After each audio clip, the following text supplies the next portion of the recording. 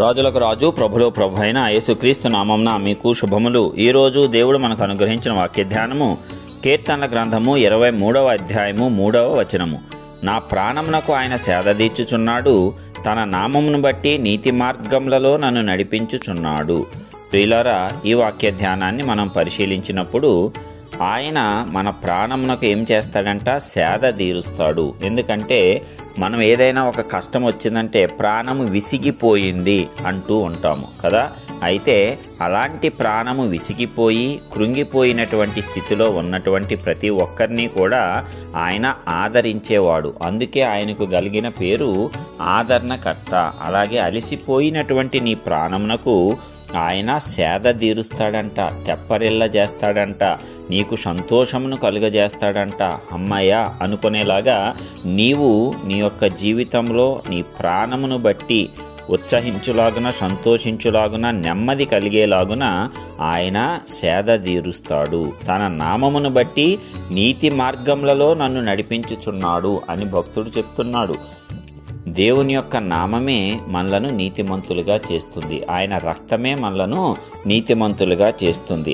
ఆయన నామమును బట్టి నీతి మార్గములలో నన్ను నడిపిస్తున్నాడు. అంతే తప్ప నా క్రియల వల్ల కాదు, భక్తుడు గ్రహించాడు. మనమందరము కూడా ఇదే రకమైనటువంటి గ్రహింపును కలిగి ఉండాలి. మన క్రియల ద్వారా, మన చేతల ద్వారా, మన ప్రవర్తన ద్వారా మనము నీతిమంతులము కాదు. కానీ ఎప్పుడైతే యేసు నామమును అంగీకరించి ఆ నామములో మనము బాప్తీసం పొందుతామో, ఆ రక్తాన్ని ఆశ్రయిస్తామో, ఆ నామమును బట్టే నీతి మనకు ఆరోపించబడుతుంది.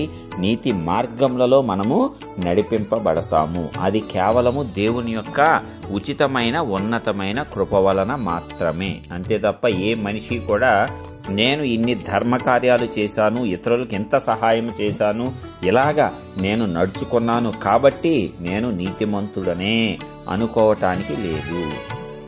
నీతిమంతుడు ఒక్కడూ లేడని వాక్య భాగం మనకు సెలవిస్తుంది. కాబట్టి క్రీస్తు ద్వారా, ఆయన నామము ద్వారా, ఆయన రక్తము ద్వారా ప్రతి ఒక్కరూ నీతిమంతులుగా తీర్చబడతాము.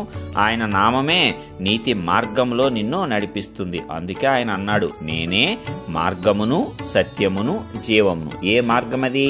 నీతి మార్గము. ఆ మార్గంలో నిన్ను నడిపిస్తాడు నీవు క్రీస్తును అంగీకరించినప్పుడు. కాబట్టి క్రీస్తును అంగీకరించి అనుసరించడం వల్ల అనేకమైనటువంటి లాభాలు మనకు ఉన్నాయి. అందుకే ఈ యాత్ర విశ్వాసముతో కూడినది, నిరీక్షణతో కూడినది, నమ్మకముతో కూడినది. ఎప్పుడైతే నీవు క్రీస్తునందు విశ్వాసం ద్వారా ముందుకు సాగుతూ ఉంటావో అన్ని విషయాలలో కూడా దేవుడు నిన్ను హెచ్చిస్తాడు, ఆశీర్వదిస్తాడు. నడవవలసిన మార్గాలలోనే, ఆ నీతి మార్గాలలోనే నిన్ను ముందుకు నడిపింపజేస్తాడు. తన చేయి పట్టి నిన్ను నడిపిస్తాడు. దాని ద్వారా నీ ప్రాణమునకు ఆయన సేద తీరుస్తాడు.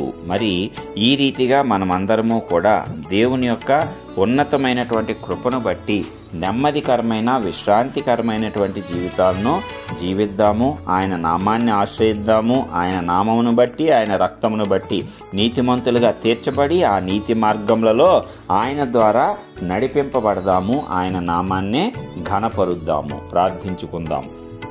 మహోన్నతుడైన గొప్ప దేవ, ప్రియ పరలోకపు తండ్రి, మీ ఘనమైన శ్రేష్టమైన నామానికి స్తోత్రములు చెల్లిస్తున్నాం. మరి ఒక నూతన దినమును మా జీవితాల్లో అనుగ్రహించి ఉన్నారు. ఇదిగో మరి మీరు ఇచ్చినటువంటి వాక్యమును బట్టి మీకే స్తోత్రములయ్యా. అద్భుతమైన, ఆశ్చర్యకరమైనటువంటి రీతిలో మీరు మాకు ప్రతిరోజు కూడా ఉపదేశం చేస్తున్న విధానం బట్టి వందనాలు. అవునయ్యా, మా ప్రాణములు అలసిపోయినప్పుడు, మా ప్రాణములు ప్రభువా విసిగిపోయినప్పుడు నీవే నెమ్మదిని కలుగజేయువాడవు, ఆదరణ కలిగించే ఆదరణకర్తవు.